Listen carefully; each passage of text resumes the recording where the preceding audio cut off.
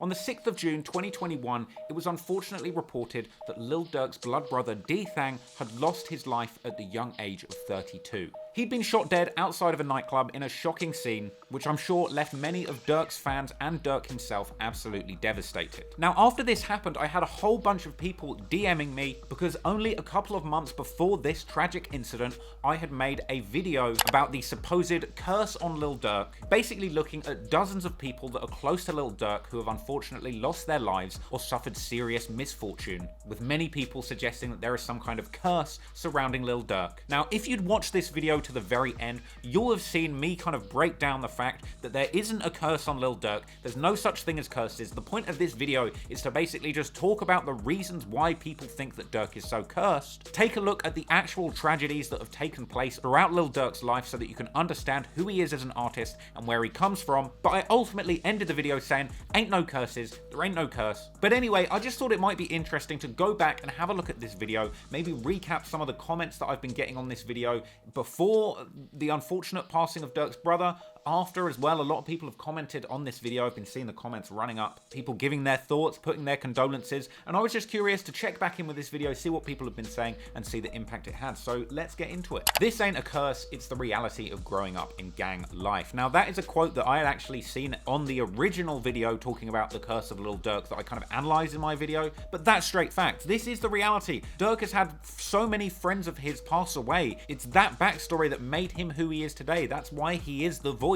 That's why he's the voice of the streets, because he's seen so much and he has lived through the reality of these challenging backgrounds. I feel so sorry for Durk. Imagine losing your closest ones and the internet tells you you're sacrificing them. So I didn't go too far into this in the video, but there's a lot of people have said that Durk sacrificed King Von for his own benefit or for his career. A lot of people have said that. That's obviously straight cap. Ain't no such thing as a sacrifice. Ain't no such thing as a curse. But at the same time, that's the sort of thing that the internet comes through with. The internet is the land of conspiracy and strange theories and all that stuff. So it's not that surprising that the internet is moving this way. Saber says, maybe he's actually blessed in a cursed atmosphere. He's alive. Now that's facts. I totally agree with that. I think that Lil Durk is truly blessed to be alive and be at the level that he is in his life. I mean, he is one of the highest, I think in 2021, he's one of the people that's charted on Billboard the most times. Hang on, let me look this up. Look how many chart positions he's got for 2021. I mean, Lil Durk is out here charting like a motherfucking chart addict. He's a fiend for being on the charts. He's a Billboard fiend, I tells you. Was that tune with Drake last year? When was that? Was that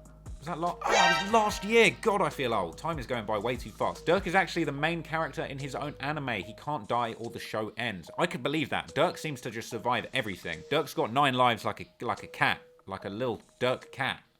Don't know what I'm talking about. Everyone's saying Durk made it like he just living his best life. This man doesn't sleep, he constantly has to have security around, and he's a walking death certificate. Money and chains don't heal your soul. This dude probably stays high to cope.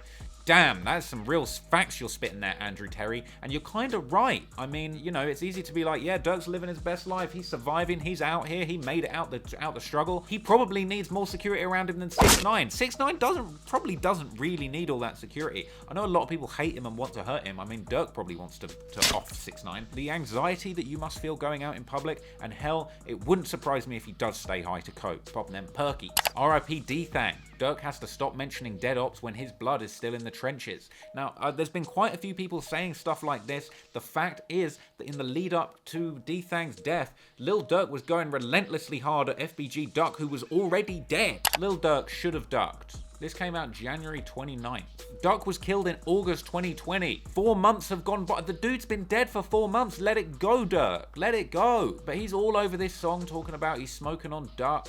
He gets high as Duck. I don't think there's some kind of correlation or karma. But hell, just don't diss the dead, man. Just leave him alone. Stop smoking on anyone. Don't smoke on anyone, man. Durk knows so many people. By the time he's 50, his whole body will be covered in tattoos. Man, Lil Durk's moving out here like Michael Scofield from Prison Break, I swear down. Gangsters usually don't make it past 30. Lil Durk has all kinds of protection around him that his friends can't afford. That's facts. Lil Durk is the bag. Lil Durk is the football. protect Lil Durk at all costs, but there's probably not enough protection for everybody around his camp, and I don't know exactly what happened with the D-Thang scenario, but hell, maybe he was just out having a good time, not necessarily all connected to this one gang beef. There's a lot of intertwined, difficult reasons as to why these bad things may happen around Durk, and it's just unfortunate. Durk looked like he's about to start crying at any moment. Wouldn't you do the same if you had been through what he had been through? This man Durk is busy dissing everybody in his music while his homies and family keep getting killed from it. Shake my head. Not even a month after this video, he loses his brother. Watched this yesterday and he lost a brother today. Wow. The fact that Ross is changing the narrative about Durk is some real shit. Ever since that Durk is cursed video, I constantly see people talking about how he's no good. One of the artists right now that I want to see win. Let this man live. Shake my head. Now, I feel like this guy is saying I'm good. Like, I've called the video, the video is about the curse on Lil Durk, but I conclude by saying, and I'm trying to change the narrative, that there ain't no curse. This is just the reality of coming from the trenches. So I hope that comes across. I feel like this guy's saying that. I can't believe I'm saying this, but that rap legit made me go get Skillshare. Shout out Mechanical Rooster for that one. This is what I try and teach my children at home. This is not the life you want. They make it sound cool, but it's really not. That's facts, and I really do hope that comes across in my videos. I am so not trying to glorify gang life. I don't think gang life is cool. I think hip-hop's cool. I love the music, and I love the characters that come through, that come out of the trenches and get away from that stuff to start new lives making good music. That's what I love. That's what I love to see. I don't want to say fuck gangs, because I'm also scared of gangs, but don't join one. When I was a kid, they tried to make me join the Scouts. I said, nah, this shit's whack. Okay, I joined for a little bit, but then I left. Man, gangs, I don't want you to join gangs, people. Don't do it. I like drill music, but gangs, not so much. It's sad when you're considered a veteran in this game if you make it to just 19 years old. Imagine that. Imagine getting to 19 and you're an OG on the block. You're an old head. You're Call of Duty veteran mode because you're 19 years old. I mean, that's a brutal environment. I almost lost it when I heard Heron come out of this man's mouth. Heron! I'll be trying to mix up the dodgy words that you're not supposed to say on YouTube. Moida, Heron, Cocaina. You got to switch them up. You got to say them a little differently to try and slip through the cracks, slip through the radar. LMAO, this is my first time on this channel, and when you flipped to your Skillshare promotional song, it threw me way the fuck off. Can't front though, shit was hard. Shout out you, Eddie M. The curse is real. I fell victim to the curse. I met Durk in 2014. 5 years later, boom, herpes. You playing in my comments. This may as well be titled Proof Lil Durk Didn't Sacrifice Anyone, because those other YouTubers have no clue what the fudge they're talking about. You at least have all of your facts straight. Shout out Jaden Tomb for that one. Here's a tough one. I've been watching you for some years now, and I've never really realized how much you love and support these murderers. I watch your content because I want to be informed on what's going on, but I don't agree with the joy and support that you bring to it. Now, I don't fully appreciate some of what's going on here. I would probably argue with some of that. I definitely don't bring joy and support to murderers. I mean, could you say that you people that listen to King Von's music just in general bring joy and support to murderers? I feel like you probably could make that argument.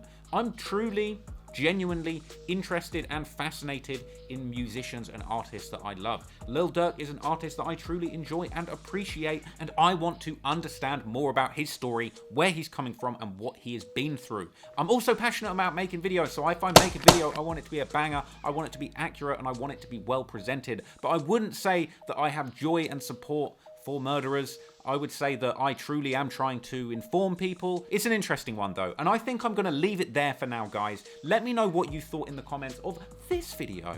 Whether or not you thought what you saw in this one was correct. Do you think people have it right about Lil Durk's curse? Do you think that it's fair that some people kind of think that I'm maybe bringing too much attention to this stuff, or that I'm kind of inadvertently spreading the idea that Durk is cursed or sacrificed people? That's not my intention. I'm trying to put the facts out there, set the record straight so people can enjoy the music, they can enjoy Durk's story, all that good stuff. I don't know. Let me know what you thought. Until next time, appreciate you guys. Appreciate the patrons who you're seeing on screen right now. Shout out to the Patreon gang. And until next time, trap more gang, peace.